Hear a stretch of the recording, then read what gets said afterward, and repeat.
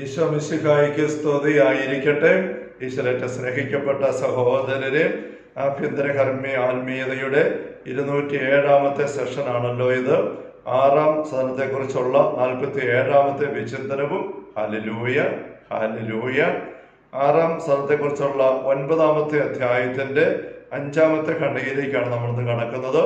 ഭാവനാ ദർശനത്തെക്കുറിച്ച് അമദ്രസ പങ്കുവെച്ച് വരികയാണല്ലോ. ഉഗ്രമെന്ന് ഞാൻ പറയുന്നത് അത്യന്തം മഹനീയമായ അവിടുത്തെ സാന്നിധ്യം ആത്മാവിനെ ആകമാനം വിഭ്രമിപ്പിക്കുന്നത് കൊണ്ടാണ്. അത് അവർണ്യമായ തേജസ്സിന്റെയും അചിന്ത്യമായ മാധുര്യ ഗുണത്തിന്റെയും ആസ്ഥാനമാണെന്നത് വിസ്മരിക്കുന്നില്ല.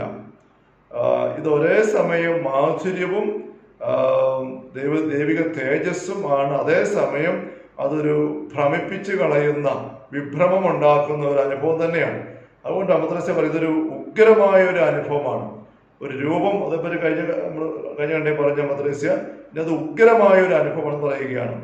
1000 വർഷം തീവ്ര യജ്ഞം നടത്തിയാൽ പോലും ലഭിക്കാത്ത വണ്ണം അത്രയ്ക്ക് അതിൻ്റെ ആനന്ദ മാധുരി നമ്മുടെ ഭാവനയെയും ബുദ്ധിശക്തിയെയും അതിശയിക്കുന്നതാണ്. ആനന്ദ മാധുരി ഇതൊന്നിച്ചുള്ളത് 1000 വർഷം നമ്മൾ ഉഗ്ര തപസ് ചെയ്താൽ പോലും കെട്ടാൻ പറ്റാത്ത രീതിയിൽ നമ്മുടെ ബുദ്ധിയുടെയും ഭാവനയുടെയും സകല ശേഷികളെ അതിശയിക്കുന്ന ആനന്ദ മാധുരി തന്നെയാണ്. ആരെയാണ് ദർശിക്കുന്നത് പ്രത്യേക അറിയിപ്പൊന്നും കൂടാതെ എങ്ങനെയാണ് മനസ്സിലാക്കുന്നതെന്ന ചോദ്യം ഇവിടെ അസ്ഥാനത്താണ്. ആരെയാണ് കാണുന്നതെന്ന് ഒരു അറിയിപ്പ് വല്ലതും ഉണ്ടോ? തുറന്ന് വിശദീകരിക്കുകയാണ്. ആകാശത്തിന്റെയും ഭൂമിയുടെയും നാഥൻ എന്ന നിലയിൽ അസന്നിഗ്ധമായി തന്നെ അറിയിക്കത്തക്ക വിധമത്രേ അവിടുന്ന് സ്വയം വെളിപ്പെടുത്തുന്നത്. ഭൗമിക രാജാക്കന്മാർക്ക് അതിന് കഴിവില്ല. അവർ തനിച്ചാണ് വരുന്നതെങ്കിൽ ആരും അറിയുകയില്ല. പരിവാരങ്ങളുടെ അകമ്പടിയും ദൂതന്മാരുടെ കാഹളധ്വനിയും മറ്റും മൂലമാണ് അവിടെ ആഗമനം അറിയുന്നത്. ഇന്നത്തെ ഉദാഹരണം വളരെ കൃത്യമാണ്. ഒരു രാജാവ് കടന്നു വരുമ്പോൾ തനിച്ച് വരികയാണെങ്കിൽ, വേഷഭൂഷാദി ഇല്ല എങ്കിൽ, നടന്നു വരുന്ന രാജാവിനെ കണ്ടു കഴിഞ്ഞാൽ ആൾക്കൂട്ടത്തിനിടയിൽ ആരും തിരിച്ചറിയില്ല. ഒരു സാധാരണക്കാരനാണെന്ന് വിചാരിക്കുകയുള്ളൂ. രാജാവിനെ രാജാവായിട്ട് ആൾക്കാർ തിരിച്ചറിയുന്നത് എങ്ങനെയാണ്? രാജകീയ വസ്ത്രങ്ങൾ അണിഞ്ഞ് പരിവാരങ്ങളും രഥങ്ങളും അകമ്പടിയും വിളിച്ച് പെരുമ്പറ കൊട്ടലും അനൗൺസ്മെന്റും എല്ലാം വഴിയാണ് ഈ വരുന്ന രാജാവാണെന്നുള്ളൊരു അന്തരീക്ഷം ഉണ്ടാകുന്നത്. അങ്ങനെയുള്ള പരിവാരങ്ങൾ ഒന്നുമില്ലാതെ രാജാവ് വന്നാൽ ചുമ്മാ ആരും തിരിച്ചറിയാതെ അങ്ങനെ എല്ലാവരും കൊടുത്തിട്ട് നടന്നു പോകേണ്ടി വരും. ആരും അയാളെ വകവെക്കുകയാണ്. പക്ഷെ ദൈവത്തിന്റെ വരവ് അങ്ങനെയല്ല. മദ്രസ പറയാണ്, ദൈവത്തിന്റെ വരവ് ആരും വിളിച്ചു പറയേണ്ട ആവശ്യമില്ല, അനൗൺസ് ചെയ്യേണ്ട ആവശ്യമില്ല, പരിവാരങ്ങളൊന്നും വേണ്ട. തമ്പുരാൻ എത്ര ശാന്തമായിട്ട് കടന്നു വന്നാൽ ആത്മാവ് പെട്ടെന്ന് തിരിച്ചറിയും. കാരണം അവിടുന്ന് സ്വയം അതുപോലെ ദൈവികമായ എല്ലാം നിറഞ്ഞ രാജാവാണ്, ദൈവം തന്നെ ആയതുകൊണ്ട്. 6ാമത്തെ ഖണ്ഡിക. ഹാ നാഥ, ക്രൈസ്തവരായ ഞങ്ങൾ അങ്ങയെ എത്ര അല്പമായി മാത്രം അറിയുന്നു. അമദ്രസയോടെ പെട്ടെന്നൊരു സ്വയം ചിന്തയിലേക്ക് വരികയാണ്. സ്വയം മറന്ന് അങ്ങയെ എത്ര കുറച്ച് മാത്രമാണ് ക്രൈസ്തവരായി ഞങ്ങൾ അറിയുന്നത്. ഇത് നമുക്ക് എല്ലാവർക്കുമുള്ള വലിയൊരു ചോദ്യമാണ്, ചിന്തയാണ്. നമ്മൾ ക്രൈസ്തവരാണ് എന്ന് പറഞ്ഞ്, ഈശോയുടെ മക്കളാണെന്ന് പറഞ്ഞ് എന്നും കുർബാന സ്വീകരിക്കുന്നവരോ വചനം കേൾക്കുന്നവരോ വചനം പ്രഘോഷിക്കുന്നവരോ ഒക്കെയാണ് നടക്കുമ്പോൾ പോലും നമ്മൾ അറിയുന്നുവെന്ന് പറയുന്ന ആ ഈശോ, ആ ദൈവം, അത് യഥാർത്ഥത്തിലുള്ള ദൈവം ഈശോ എന്തായിരിക്കുന്നോ അതിൻ്റെ ഒരു പക്ഷെ ഒരു തരി പോലും നമ്മൾ അവിടുത്തെ അറിയുന്നില്ല. നമുക്കൊക്കെ, ഞാൻ പലപ്പോഴും വിചാരിക്കാറുണ്ട്, നമുക്കൊക്കെ നമ്മുടെ തന്നെ ഭാവനയിൽ നമ്മൾ രൂപപ്പെടുത്തി വെച്ചിരിക്കുന്ന ഒരു ഈശോ ചിത്രം, ഈശോ സങ്കല്പമുണ്ട്. ഈശോ എന്ന് പറയുമ്പോൾ ഇതാണ് ഈശോ, ഇങ്ങനെ ദൈവം അതിങ്ങനെയാണ്. ആ നമ്മുടെ ഉള്ളിലുള്ള ആ ദൈവവും ഈശോയും ഒക്കെ നമ്മുടെ തന്നെ ഒരു സൃഷ്ടിയല്ലേ പലപ്പോഴും, എന്നല്ലാതെ 99% അങ്ങനെ തന്നെയാണ്. ഇപ്പൊ അമദ്രസ പറയുന്ന പോലെയുള്ള ഒരു ഈശോയുടെ സ്വഭാവം, സാന്നിധ്യം നമുക്ക് അചിന്തനീയമാണ്. നമുക്ക് ചിന്തിക്കാൻ പോലും പറ്റുന്നില്ല. ബൈബിളിൽ കാണുന്ന ഈശോയെ പോലും നമ്മൾ മനസ്സിലാക്കുന്നില്ല. അതുകൊണ്ടാണ് ഈശോ പറയുന്നത് നിത്യജീവൻ പ്രാപിക്കുക എന്ന് വെച്ചാൽ ഏകസത്യമായ അവിടുത്തെയും അവിടുന്ന് അയച്ച യേശുക്രിസ്തുവിനെ അറിയുക എന്നതാണ്. അവിടുത്തെ നമ്മൾ ആരും അറിയുന്നില്ല, ദൈവം എന്താണ്, ആരാണ് എന്ന്. ഇതൊരു വലിയ ടോപ്പിക്കാണ്.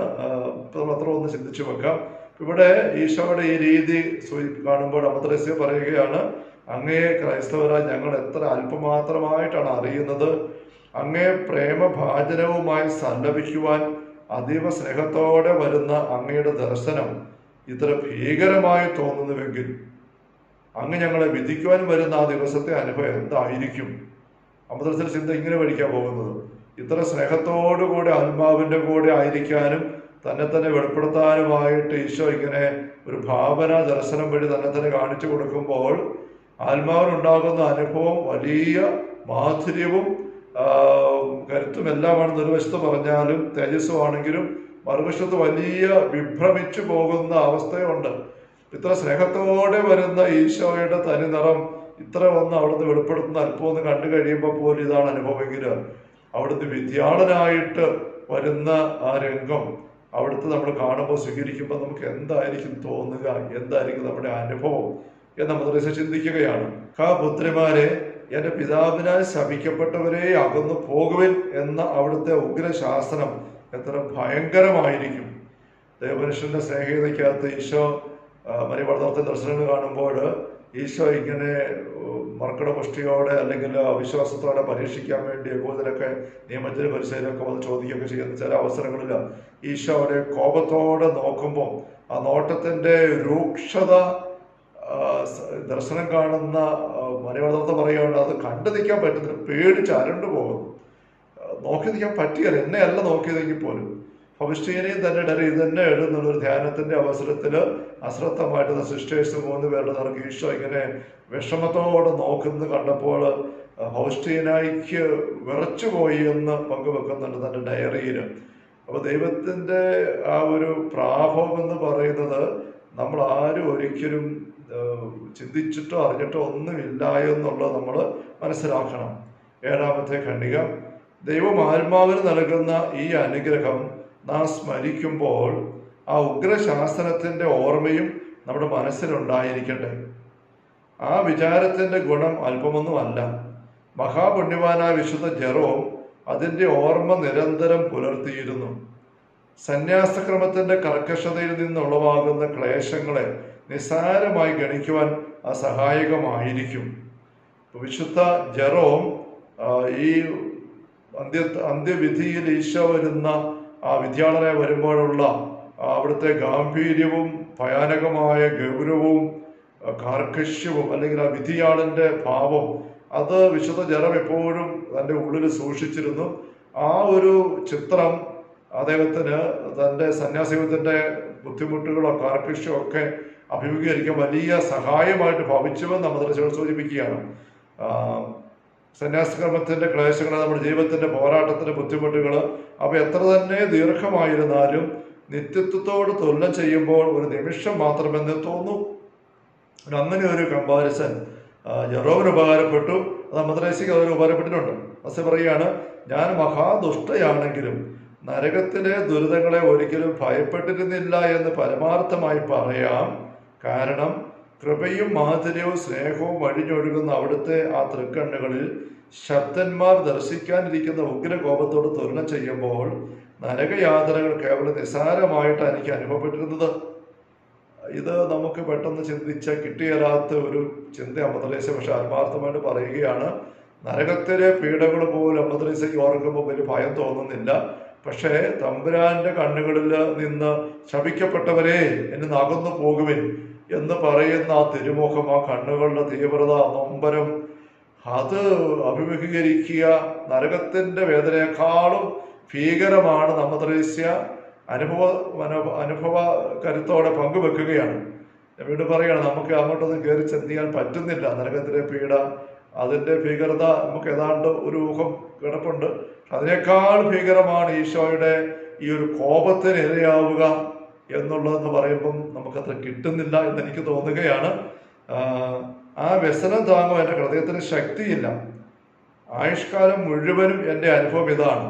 തമ്പുരാന്റെ തിരുമുഖത്തിൻ്റെ ഒരു അതൃപ്തി തൻ്റെ നേരെ വരുന്നത് താങ്ങാനായിട്ട് തനിക്ക് ശേഷിയില്ല എന്ന് മദ്രസ്യ പറയുകയാണ്. അങ്ങനത്തെ ഒരു അനുഭവം പറ്റുകയാണ്.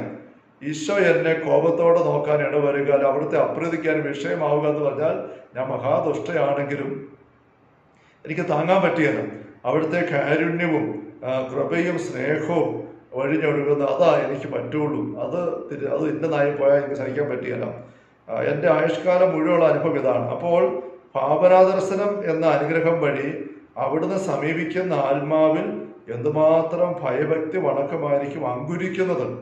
അപ്പോൾ ഈശോയുടെ സാന്നിധ്യം ഭാവനാദർശനം വഴി ഒരു ആത്മാവിന് കിട്ടുമ്പോൾ ആ ആത്മാവില് ഈശോയുടെ സാന്നിധ്യ അനുഭവം ഇതുപോലെയുള്ള ഭയഭക്തി ബഹുമാനം വളരെ അധികമായിട്ട് ഉളവാക്കും എന്നാണ് അമൃതച്ചേട്ടൻ സൂചിപ്പിക്കുന്നത്. ആ ബോധ്യത്തിന്റെ അവഗാഹം അവളെ ബോധരഹിതയാക്കുക തന്നെ ചെയ്യും. ബോധം കെട്ടുപോകാൻ മാത്രം. അത് നേരത്തെ പറഞ്ഞത് ആത്മാവ് മൂർച്ഛിത അവസ്ഥയിൽ പ്രജ്ഞയറ്റ് പോകുന്ന അവസ്ഥയിലേക്ക് പോകും. അവൾ അബോധാവസ്ഥയിലായി പോകുന്നതിന്റെ കാരണം ഇതായിരിക്കണം. ഈ ഒരു സംഭ്രമം അല്ലെ, അത്യുന്നതമായ ഈ ദൈവ സായുജ്യത്തിൽ അവളുടെ ദൗർബല്യത്തിന് തൻ്റെ സർവശക്തിയുടെ സഹായം നൽകി അവിടുന്ന് അവളെ സമ്പൂർണ്ണയാക്കുകയും ചെയ്യും. എന്നാൽ അങ്ങനെ അങ്ങ് തകർന്നു പോകാനായിട്ട് ഈശോ അനുവദിക്കുകയല്ല. അവിടുന്ന് തൻ്റെ സഹായം കൊടുക്കും. തൻ്റെ ശക്തിയിൽ നിന്ന് ആ മൂർച്ഛിത അവസ്ഥ, പ്രജ്ഞയറ്റ അവസ്ഥയിൽ തന്നെ അവൾ നീങ്ങുമ്പോഴും ദൈവസഹായത്തിൽ അവൾ പിടിച്ചു നിൽക്കും. കാരണം ആ ഭവന ദർശനം വഴി അവൾ ആത്മീയമായിട്ട് വളരണം, തന്നെ അറിയണം. ദൈവത്തിൻ്റെ പദ്ധതിയുടെ ഭാഗമാണത്. 8ാമത്തെ ഖണ്ഡിക, ചിലപ്പോൾ കുറെ അധികം നേരത്തേക്ക് കർത്താവിനെ തന്നെ ഉറ്റുനോക്കിക്കൊണ്ടിരിക്കുന്ന ആത്മാവിന് കഴിഞ്ഞെന്ന് വരാം. ഇവിടെ ചിലപ്പോൾ എന്ന് പറയുന്നത് ഈ ഭാവന ദർശനം ഉണ്ടാകുന്ന അവസ്ഥയെക്കുറിച്ചല്ല. നമ്മുടെ സാധാരണ ആത്മീയ അനുഭവങ്ങളിൽ ചില അവസരങ്ങളിൽ ചില ആൾക്കാർക്ക് ഇങ്ങനെ ദർശനം ഉണ്ടായിട്ട് ദർശനത്തെ കർത്താവിനെ തന്നെ ഉറ്റുനോക്കിക്കൊണ്ടിരിക്കുന്ന ഒരു അനുഭവം പലപ്പോൾ ഉണ്ടായെന്ന് വരാം. പക്ഷേ ഇതൊരു ദർശനമാണെന്ന് എനിക്ക് അഭിപ്രായമില്ല. അതൊരു ദർശനം തന്നെ ആയിരിക്കുകയല്ല. കർത്താവിനെ നോക്കിക്കൊണ്ടിരിക്കുന്ന ഒരു അനുഭവം ഗാഠമായ വല്ല ചിന്തയോ ഭാവനയിൽ രൂപവൽകൃതമാകുന്ന ആശയവിശേഷമോ ആയിരിക്കാം. മേൽ വിവരിച്ച ദർശനത്തോട് ഒത്തുനോക്കുമ്പോൾ ഇത് ചൈതന്യരഹിതമായ ഒരു ചിത്രം മാത്രമേ ആകുന്നുള്ളൂ. അപ്പം സാധാരണ നമ്മൾ പറയുന്നതായ ദർശനങ്ങളുടെ വിശാലമായ വൈവിധ്യമാർന്ന ഒരു ലോകമുണ്ട്, ഒരു നിരയുണ്ട്. അങ്ങനെയുള്ള കാര്യങ്ങൾ നമ്മൾ ദർശനം പോലെ കാണുന്നു. അത് ശരിക്കും ഈ ഒരു ദർശനാനുഭവമായിട്ട് താരതമ്യം ചെയ്യുമ്പോൾ ഒരു പറ്റുകയല്ലാത്ത വളരെ നിർജീവമായ ഒരു ദർശനം മാത്രമേ ഉള്ളത്. ഒരു ചിത്രം കാണുന്ന പോലെയാണ്, വലിയ ഗുണങ്ങളൊന്നും ഇല്ല ആ ദർശനത്തിന്. അതും ഇതുമായിട്ട് നിങ്ങൾ പെട്ടെന്ന് താരതമ്യം ചെയ്യരുത്.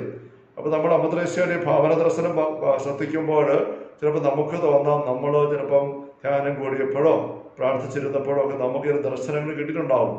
ആ ദർശനങ്ങൾ അതാണ് അമൃതേശ്വര പറയുന്നത്. ഇത് ചിന്തിക്കണ്ട എന്ന് അമൃതേശ്വര പറയുകയാണ്. കാരണം ഇവിടെ കിട്ടുന്ന അനുഭവം ഭാവന ദർശനം എന്ന് പറഞ്ഞ് വെറുതെ ഒരു ദർശനം കാണുന്നതല്ല. അതിനപ്പുറം ഇതുപോലെ മൂർച്ഛിത അവസ്ഥ ഉണ്ടാക്കുന്ന, പ്രജ്ഞയറ്റ് നിലംപതിക്കാൻ പോലും ഇടവരുത്തക്ക രീതിയിലുള്ള ശക്തമായ ഒരു സാന്നിധ്യ അനുഭവമാണ് ഭാവന ദർശനം വഴി കിട്ടുന്നത്. അതിപ്പോൾ തിരിച്ചറിയാൻ മദ്രസ ആവശ്യപ്പെടുകയാണ്. 9ാം ഖണ്ഡിക, ചില ആളുകൾക്കുണ്ടാകുന്ന വിചിത്രമായ അനുഭവങ്ങളുടെ സൂക്ഷ്മ വിവരണം അവരും തന്നെ എനിക്ക് ലഭിച്ചിട്ടുണ്ട്. അവരുടെ എണ്ണം 3-4 അല്ല, അതിലൊക്കെ അധികമാണ്. അപ്പൊ ഇങ്ങനെ വിചിത്രമായ ദർശന അനുഭവങ്ങൾ പല ആൾക്കാർ പങ്കുവെക്കുന്നുണ്ട്. കേട്ടിട്ടുണ്ട്. ഭാവനാശക്തിയുടെ ദൗർബല്യ നിമിത്തമോ ബുദ്ധിയുടെ മന്ദത കൊണ്ടോ മറ്റേതോ അജ്ഞാതമായ കാരണത്താലോ അവർ സങ്കല്പ ലോകത്തിലങ്ങ് ലയിച്ചു പോകും. തൽഫലമായി തങ്ങൾ വിചാരിക്കുന്നതെല്ലാം വ്യക്തമായി ദർശിക്കുന്ന പോലെ അവർക്ക് തോന്നുകയും ചെയ്യും. അപ്പൊ അങ്ങനെയുള്ള അനുഭവങ്ങൾ അമദ്രസ പറയുന്നത് അവിടെ ഭാവനാശക്തിയുടെ ദൗർബല്യം കൊണ്ടോ ബുദ്ധിയുടെ ഒരു വക മന്ദിപ്പ് കൊണ്ടോ അല്ല മറ്റെന്തെങ്കിലും അജ്ഞാത കാരണം കൊണ്ടോ ഒരു സങ്കല്പ ലോകത്തിലേക്ക് അവർ പോകുന്നതാണ്. അതിന്റെ ഫലം എന്താണ്? തങ്ങൾ വിചാരിക്കുന്നതെല്ലാം കാണുന്നിട്ട് അവർക്ക് തോന്നിയേക്കാം. അതോ ഇതുമായിട്ട് താരതമ്യം ചെയ്യാൻ പറ്റിയല്ല. യഥാർത്ഥമായ ഒരു ദർശനം അവർക്ക് സിദ്ധിച്ചിരുന്നെങ്കിൽ തങ്ങളുടെ അബദ്ധം അസന്നിഗ്ധമായ വിധം അവർ ഗ്രഹിച്ചേനെ. യഥാർത്ഥമായ ദർശനം ഈ പറഞ്ഞ പോലെ ഉള്ളത് കിട്ടിയാൽ അപ്പോഴേ അവർക്ക് മനസ്സിലായേനെ ഇതുവരെ കണ്ട ദർശനങ്ങളൊന്നും ദർശനങ്ങളേ അല്ലല്ലോ, ഇപ്പോഴായിരിക്കും തിരിച്ചറിയുന്നത്.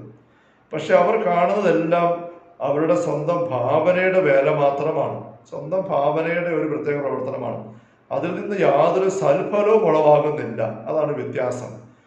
സാധാരണമായ ഒരു ഭക്തചിത്രം കാണുന്നതിലധികം ഒന്നും ഗുണമുണ്ടാകാതെ അവർ ചൈതന്യരഹിതരായി കഴിഞ്ഞുകൂടുകയും ചെയ്യും.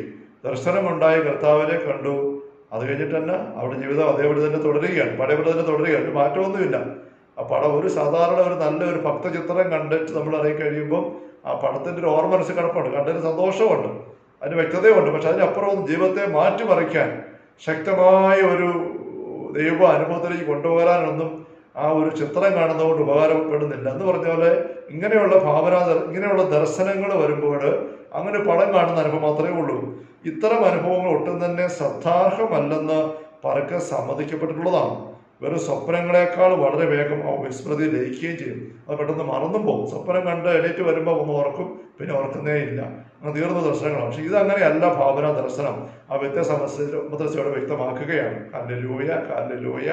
കർത്താവേ ഈശോമിശിഹായുടെ സമൃദ്ധമായ കൃപയും അനുഗ്രഹങ്ങളും പിതാവായ ദൈവത്തിന്റെ അവർണ്ണനീയമായ സ്നേഹവും പരിശുദ്ധാത്മാവായ ദൈവത്തിന്റെ നിരന്തര സഹവാസവും നാം എല്ലാവരും കൂടെ ഉണ്ടായിരിക്കട്ടെ, ഇപ്പോഴും എപ്പോഴും എന്നേക്കും.